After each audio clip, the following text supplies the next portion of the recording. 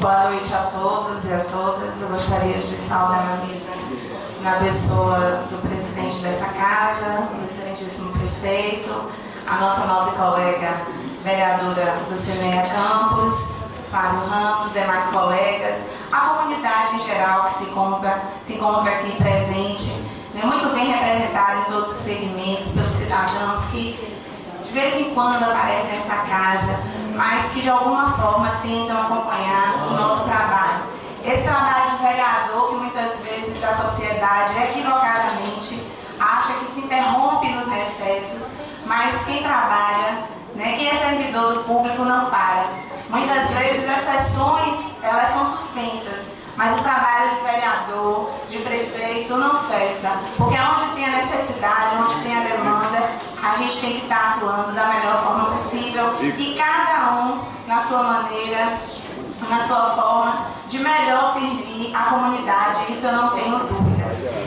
É um momento de boas-vindas, é um momento de parabenizar também, mas é um momento também de fazer críticas construtivas. É um momento de, como representante do povo, fazer ecoar as queixas e as necessidades do povo.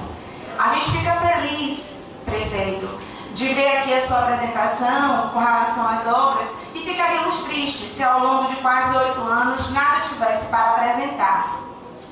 Mas que bom que cada um, dentro da sua possibilidade, a gente sabe que quem governou Ibicaraí, dentro da sua visão de trabalho, tentou contribuir, tentou dar o melhor de si, tendo acertos e tendo falhas também. E a gente precisa ser fiscal do povo.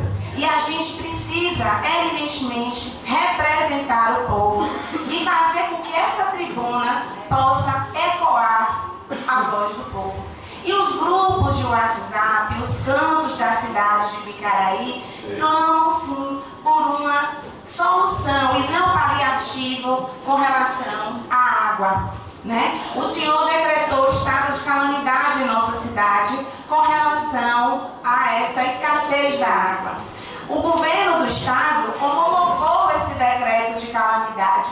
Então nós queremos saber se a verba chegou, se nós teremos uma solução, porque é resultado e efetividade que o povo necessita e que o povo quer. Porque paliativo, empurrar as coisas com a barriga, a gente já vem percebendo isso ao longo dos anos, do tempo, mas a gente precisa de solução, porque em algumas situações realmente o caos se instalou. Dema foi muito feliz ao falar com relação ao lixão. Ao longo de 8 anos e quase 4 anos que nós estamos aqui, a gente ouve dizer, alguém está atirando fogo no lixão. Pode ser uma atitude criminosa, pode ser uma questão política. Eu lembro bem que quando foi colocado aqui em um outro momento lá atrás, o senhor disse que estaria envidando esforços para descobrir quem era que estava fazendo isso. Mas até hoje não se descobriu, não se puniu, a atitude não foi estancada, as coisas continuam e a nossa cidade, a nossa população continua adoecendo e a situação continua persistindo. Nós temos um outro ponto que Dema falou também, que foi a questão do cemitério. O cemitério, a gente sabe que tem um cemitério aí privado que está tentando construir. Hoje a gente não fala mais nem com relação à ampliação do cemitério, mas a gente fala na dignidade de poder enterrar e visitar os nossos mortos. Porque hoje, infelizmente, o cemitério se encontra abandonado. Hoje o cemitério não é só uma questão de não ter uma carneira, de não ter um lugar onde enterrar os nossos mortos, os nossos entes queridos, mas é uma situação de abandono e de descaso, que eu acho que se fizesse um mutirão de limpeza, eu sei que muitos, como nós, como eu e minha família, nós temos um mausoléu lá e a gente tenta limpar e a gente tenta fazer a nossa parte, mas não basta, porque tem que ter alguém lá realmente para cuidar. E esse cuidado no dia a dia, infelizmente, a gente não vê. Eu não estou aqui também para saber onde está o erro, mas a gente está aqui para criticar e buscar juntos soluções. Porque é da crítica construtiva que nascem também os grandes feitos. A gente vê que iniciaram as aulas, mas nem todas as escolas iniciaram. Nem todas as escolas abriram suas portas e recepcionaram seus alunos. Inclusive a creche que o senhor, quando inaugurou, né, no dia da inauguração, nós tivemos uma sessão aqui, a vereadora Babi o criticou, dizendo que não estava pronto, e o senhor disse que poderia começar na segunda. E não começou, porque se passaram 5 meses, e não começou, não vai começar, e não tem condições de começar. Porque realmente a obra está faltando. Existem falhas e ela precisa ser retomada.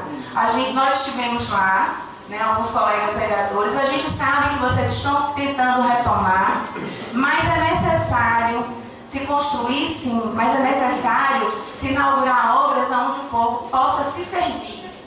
Né? Porque só colocar a obra de enfeite não dá. A gente precisa fazer com que as ações efetivamente cheguem à população.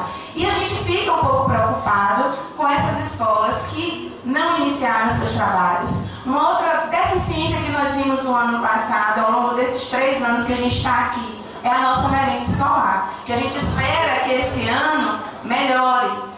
Nós tivemos no ano passado uma situação crítica, porque teve a questão da suspensão da verba, mas a gente sabe que essa verba voltou, ela veio, né, depois, então a gente espera que a coisa seja normalizada. Nós temos a situação do ressurgir, né, que a gente fica preocupado. A gente conversou com o secretário de Educação, disse que existem algumas resistências de professores, de pais e alunos de tirar lá. Mas a gente fica preocupado porque a estrutura da escola é uma estrutura de risco, condenada inclusive por meio de relatório do Corpo de Bombeiros. E a gente vai esperar o quê? Aconteceu um acidente mais grave do que já aconteceu no ano passado, então é hora de refletir, de pensar e de buscar a solução. Porque de paliativo, realmente o povo está um pouco cansado. A questão do, você falou do calçamento, né? E aí veio o calçamento do Bela Vista. Tem um calçamento que eu fiquei me perguntando se aquele calçamento que o senhor apresentou, que tende a concluir e que tem umas transversais que não serão concluídas, se é aquele mesmo que ficou de se ajuizar uma ação com relação à empresa que não terminou a obra, né? Porque a gente tem uma situação lá, inclusive no Bela Vista, de uma casa que a senhora estava para perder a casa, porque a casa estava toda rachando por conta dessa obra. Vimos a frota, ótimo. É necessário que os servidores do município e a própria população tenham consciência de que aquilo que é do município é para ser usado bem no serviço público.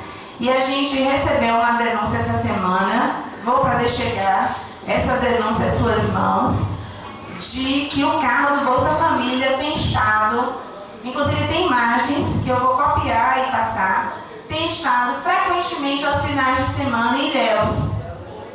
Então, é necessário que se veja, né, como é que estão sendo usados os nossos recursos e o patrimônio da nossa cidade.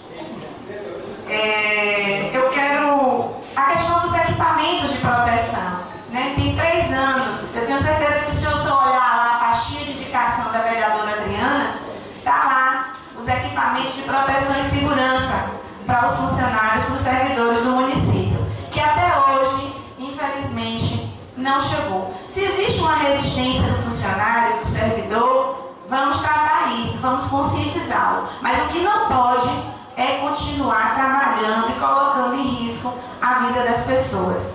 Hoje eu esperava ter a audiência de apresentação do 3º quadrimestre, que não houve, que pela lei de responsabilidade fiscal era inclusive para estar apresentando aqui, né, os índices que foram alcançados ao final do exercício financeiro do município. E a gente, lamentavelmente, a gente não viu essa apresentação aqui, nem de manhã, nem à tarde, nem agora à noite. e o prazo se esgotava hoje. E uma outra situação são as nossas praças, né? Um dos nossos primeiros projetos que a gente fez aqui, apresentou e que passou por essa casa, por unanimidade dos colegas, foi o projeto Abrace uma Praça. Justamente a gente fez esse projeto porque a gente sabe da dificuldade do município em restaurar as nossas praças, em conservar as nossas praças. E a gente sabe o quanto a comunidade reclama de ver as nossas praças no estado, na condição que estão.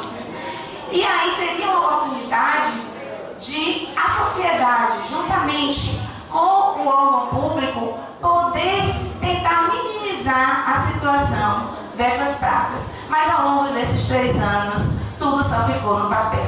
E a gente aproveita a presença aqui de Valdir Montenegro, nosso amigo Boró, para parabenizar pelo projeto Mais Árvores e Mais Flores para Ibicaraí.